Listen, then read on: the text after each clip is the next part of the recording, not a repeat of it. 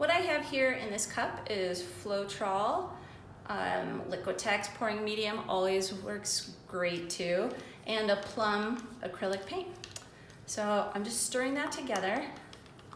I'm Victoria Wynn and wanting to share with you today a really beautiful way to use the LUXE Opal Powder. I sell this on the website, wynnmodernart.com. And what I love to do is take a really beautiful color like this plum and you pour it directly into the cup.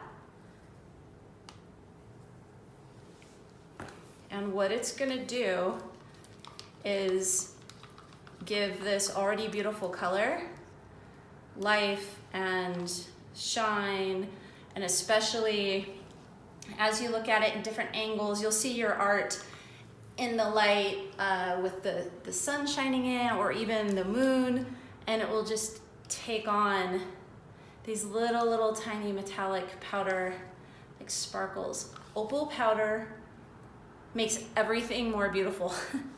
So I like to have a cup of it just sitting right here on my table, so it's available to me, and I just love it. So today it's gonna be a soft painting with plum and an ivory that already has metallic powder mixed in it. I'm gonna do something really beautiful today.